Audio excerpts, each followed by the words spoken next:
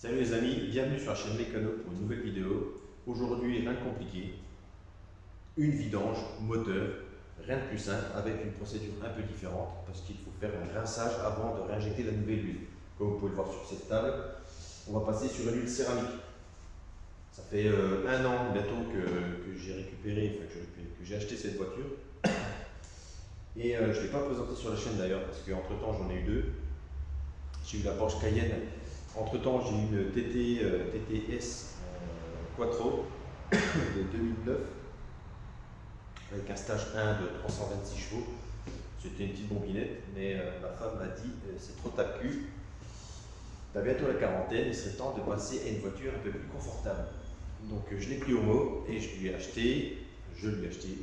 acheté une BMW 740i F01 de 2009 que je suis allé chercher à Lille. J'aurai l'occasion de vous la présenter prochainement sur la chaîne parce que honnêtement là ça a été un peu compliqué parce que j'étais en plutôt mauvais état. Je me suis fait opérer de la cheville gauche il y a un peu plus d'un an d'une fracture et ça a été malheureusement mal opéré. C'était mal opéré. Et du coup, plus de 3 mois de siège fauteuil roulant, les béquilles, la rééducation, tout ça, ça prend du temps. Aujourd'hui, je remarche, on va dire presque normalement, mais avec des complications sur certains mouvements. C'est pour ça que sur une vidange, normalement, je devrais bien m'en sortir. J'ai un ami qui m'a prêté son garage, qui est à côté de Lyon, qui m'a grassement prêté son garage. D'ailleurs, je t'en remercie, Alex. Merci beaucoup. Tout de suite, on passe à la vidange, donc rien de compliqué. On passe sur un rinçage du moteur. Alors pour vous, ça va être rapide, je vais faire un timelapse parce qu'il faut laisser tourner la voiture au ralenti. Bon, le moteur est déjà chaud, j'ai prévu le coup. Moteur au ralenti, pendant 20 minutes avec ce produit-là dans les artères. Une fois terminé, on ouvre le bouchon de vidange, on laisse vidanger et on attend 20-30 minutes d'écoulement. Alors pour vous, ça va être rapide, hein, comme je le disais, il va y avoir un timelapse. Pour moi, ça va être un peu long, pour vous, ça durera le claquement d'un doigt. Ensuite, on va, après vidange, on va mettre cette huile céramique. J'en fais pas la publicité, hein. Mère GLP le fait très bien. D'ailleurs, c'est chez lui que j'ai commandé ça. Et merci à la chaîne GLB pour tout ce que tu fais. Ensuite, on va lui mettre un hyper lubrifiant en plus de l'huile céramique. Et puis, on passera aussi sur un frère KN. Allez, c'est parti.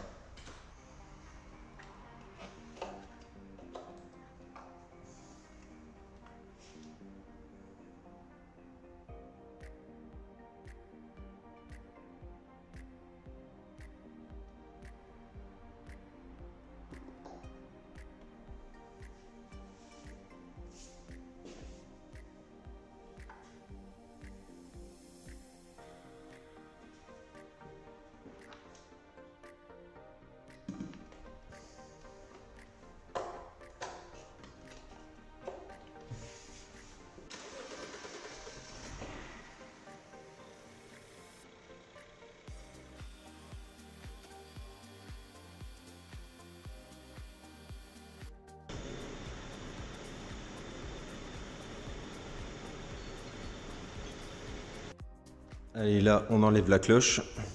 Bon, j'ai pas l'outil spécial. Voilà. La douille, visiblement, elle est un peu grosse pour ce modèle. J'aime pas trop travailler avec cet outil, mais là, honnêtement, j'ai pas le choix. Non.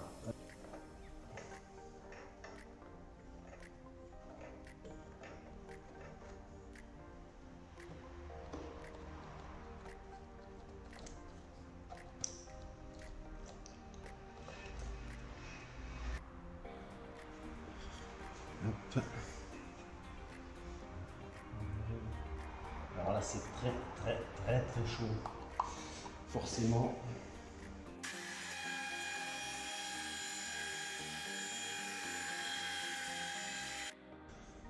Bien évidemment, la trappe ne s'ouvre pas.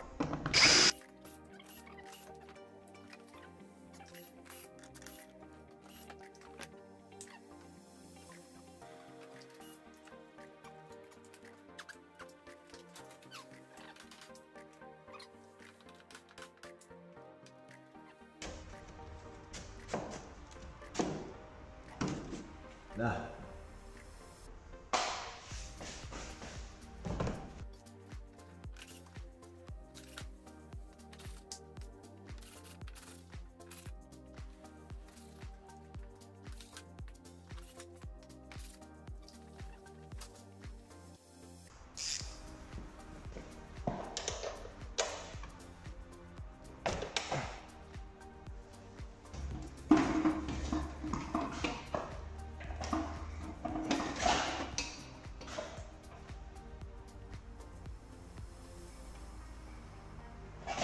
Voilà, c'est très chaud. C'est pas me brûler quand même. Ouah. Est-ce qu'on va essayer de récupérer? Putain.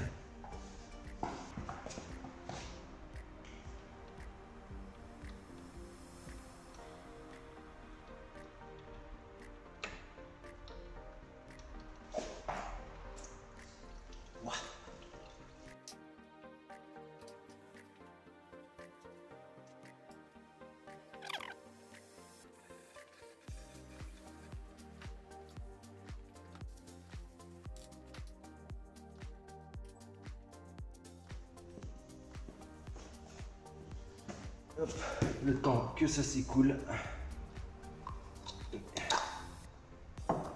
Nettoyage pour le filtre.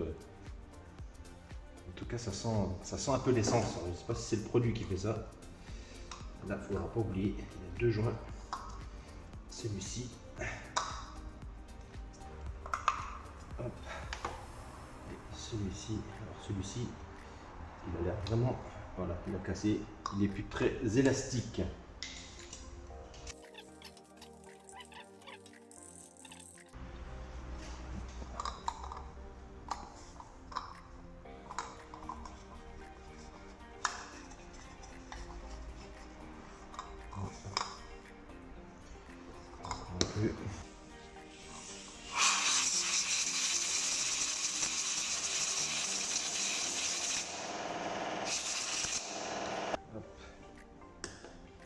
On sort le nouveau filtre avec ces nouveaux joints. Les joints ici, donc avec le filtre, il y a 3 joints. Comme quoi, c'est bien pensé. Les 2 joints du filtre à huile et le nouveau. Important à changer parce que celui-ci a été serré au couple. Vous voyez la différence. On voit qu'il a été écrasé. Donc celui-ci ne fait plus son rôle. Donc on le met là, comme ça.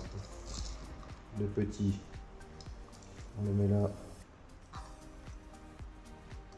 Sans, voilà. Être sûr qu'il casse. Le gros, il y a moins de chance, mais le petit, il faut toujours y aller un peu à tâtons. Voilà. Là, pas oublier, impératif de secouer pour huiler les joints. Pas les graisser, les huiler juste un petit peu pour faciliter le démontage. Bon, après, moi, ça n'a pas été très compliqué, mais je préfère évidemment.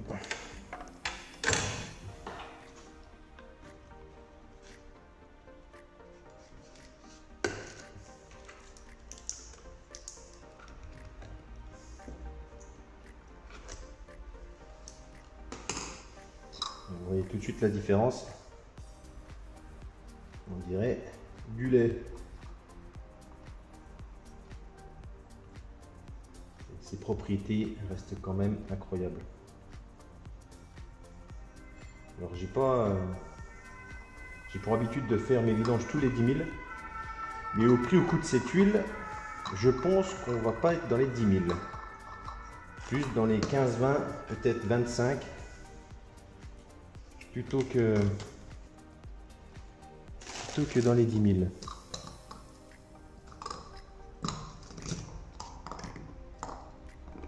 Hop, et voilà. Hop, donc là, ça c'est égoutté. Là, on est environ à peu près 20 minutes d'écoulement. On va remettre le bouchon. Vous voyez, même après 25 minutes, il y a quand même encore du goutte à goutte. C'est quand même... En fait, l'idéal, ce serait de le laisser toute la nuit.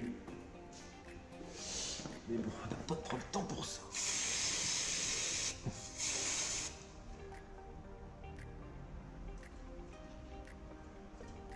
Ouais, ça coule quand même pas mal.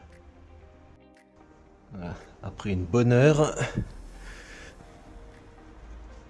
je pensais que 20-30 minutes suffirait, mais en fait, non, pas du tout. Même après une heure, vous voyez, ça coule encore légèrement. Ça reste du goutte à goutte. Moi, ça tiendrait qu'à moi, je ferais ça toute la nuit.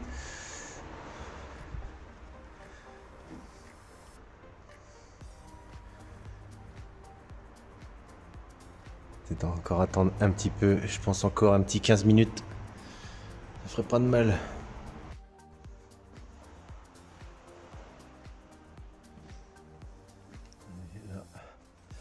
C'est la bonne.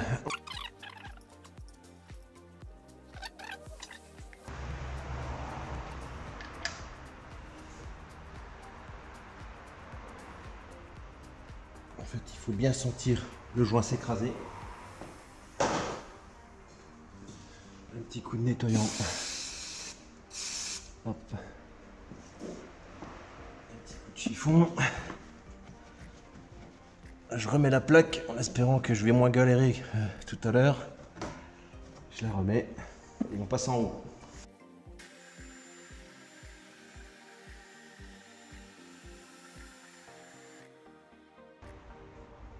Bien sûr, après avoir nettoyé le filtre, le bocal. Donc ça, je vous le fais hors caméra, mais ça semble logique. Après, vous mettez un nouveau filtre pour s'assurer de tout nettoyer. Le passage que je déteste avec cet outil, c'est qu'on abîme la cloche parce que c'est du plastique. Faudrait que je me renseigne d'ailleurs, parce que je pourrais peut-être la changer en aluminium. Pourquoi pas? Ça doit sûrement se faire. Donc là, il n'y a pas de serrage au couple. Quand on peut plus serrer, c'est que c'est serré. On entend le joint qui serre. Voilà. Justement éviter parce qu'en général, ce type de pince, voilà, on a tendance à casser la cloche. Donc, du coup, pas cool. Là, après 2 bidons, on passe au VRX 500, 375 ml. Pareil, il faut quand même bien l'agiter, le secouer, parce que les molécules peuvent rester au fond, d'autant plus que c'est un récipient en aluminium. C'est plutôt fragile, il suffit de taper un petit peu dessus, vous voyez. Ça doit être pas mal. Hop, on enlève la petite opercule. C'est toujours merdique ces trucs. Là, c'est encore un peu plus blanc que la céramique, c'est vraiment bluffant. Et la couleur, on dirait vraiment de la craie. Et là, on est sur des propriétés d'anti-lubrification vraiment étonnantes. On reste sur du produit de compétition, d'où son prix. Juste lui, je crois, il fait 59 ou 69 euros. Mais bon, quand on aime sa voiture, on compte pas. On va laisser s'écouler tranquillement.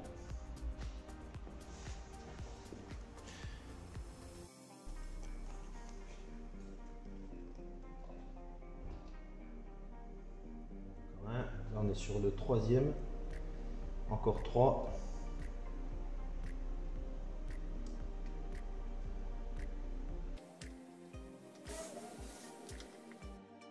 Là, je vais vous montrer pourquoi il faut bien secouer. Parce que tout simplement,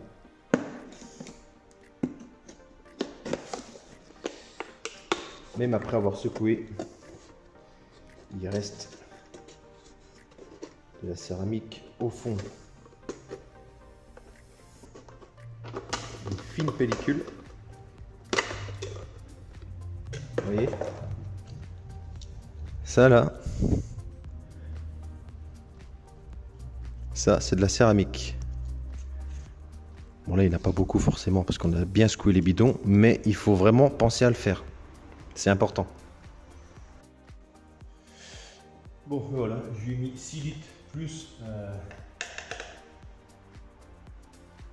de l'hyper lubrifiant en plus.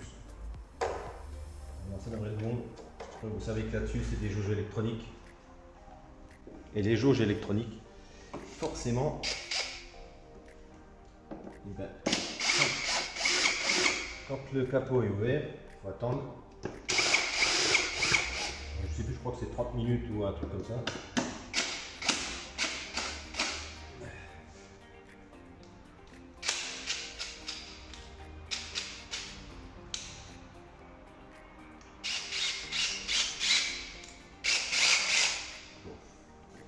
La visseuse vient de me lâcher.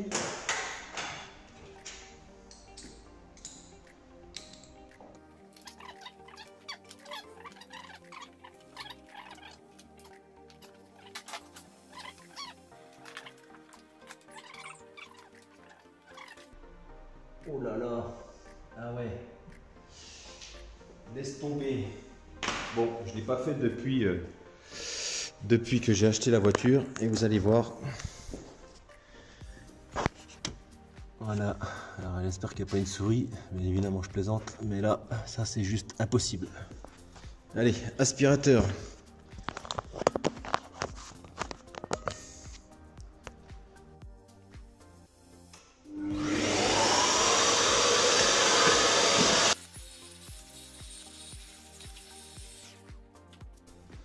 Bon, le filtre d'origine, il n'était pas neuf du tout, hein.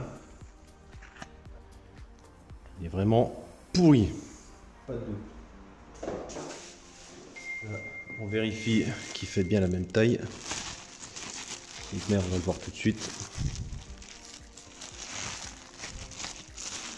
Ça devrait être pas mal. Ouais, donc l'avantage d'avoir du KN, je ne sais pas si vous voyez que la brillance, et pourquoi il est emballé dans un papier, comment? Ben, il est emballé tout simplement dans un papier.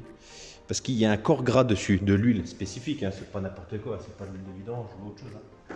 Là, on est vraiment sur une huile d'entretien et de nettoyage du filtre pour justement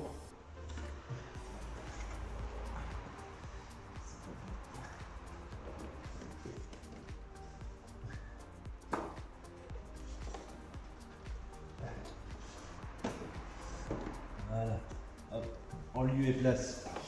Et ouais, donc je disais, c'est pas un filtre, c'est pas de l'huile normale, c'est de l'huile spécifique KN.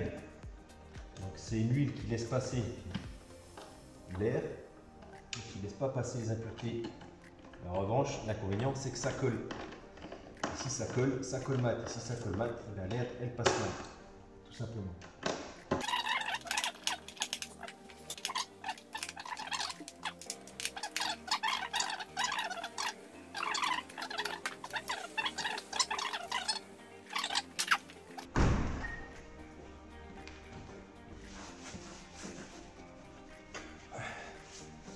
Un petit coup de nettoyage.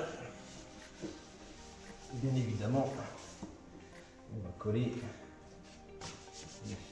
l'autocollant KN. Pensez bien.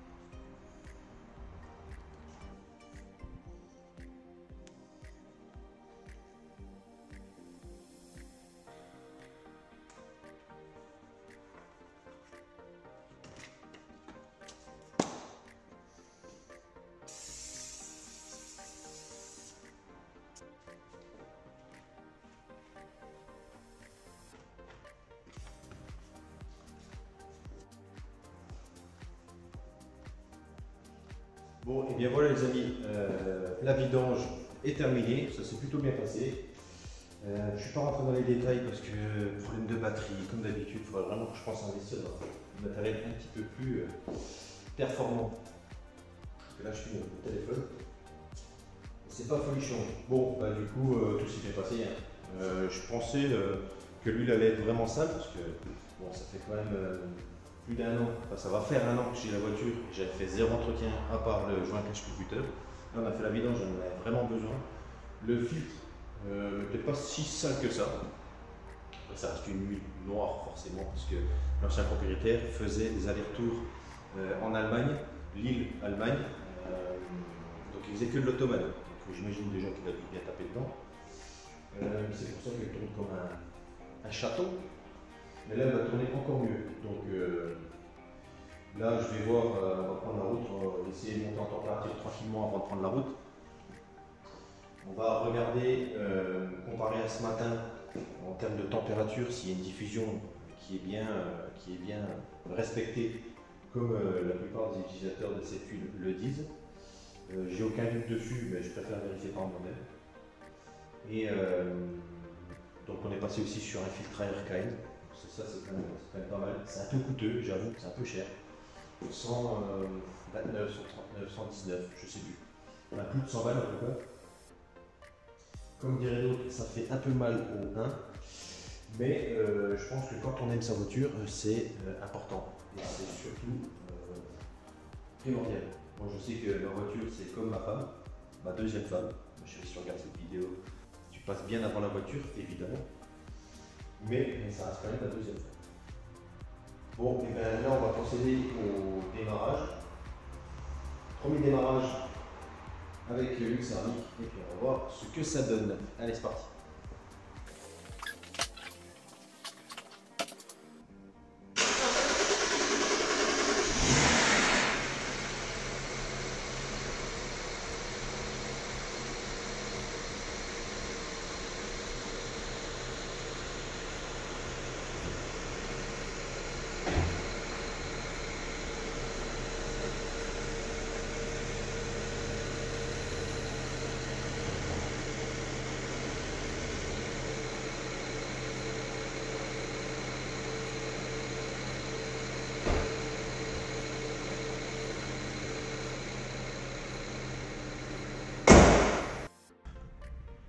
Là, je vais vérifier le niveau d'huile.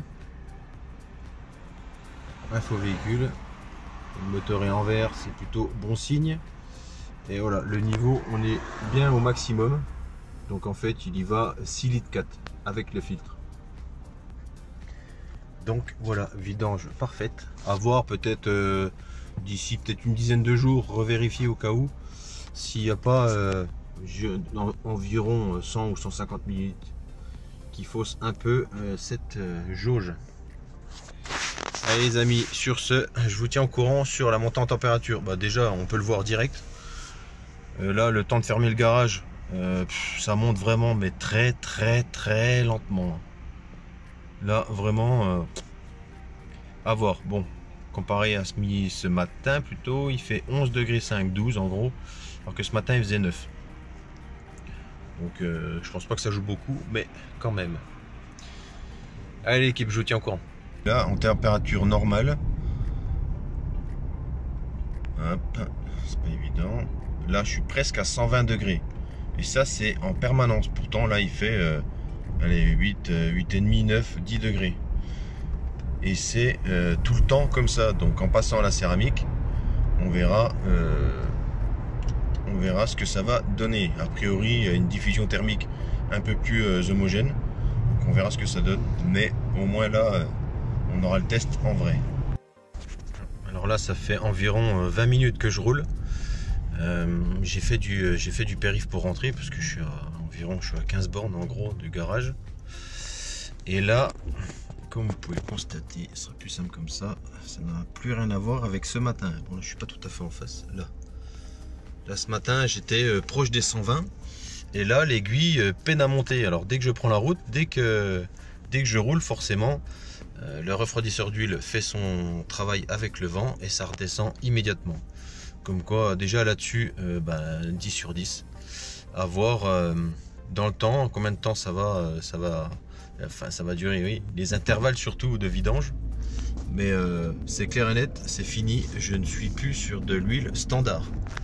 Ça coûte un peu cher, mais honnêtement, ça préserve la mécanique. La preuve en est. Je sais pas si on va le voir, mais là j'ai repris la route. L'aiguille baisse de 3 mm en espace de 150-300 mètres. C'est quand même extraordinaire. À voir dans les bouchons cet été. Mais je pense que ça va faire le job. Et dans tous les cas, ça chauffera toujours moins que de l'huile traditionnelle.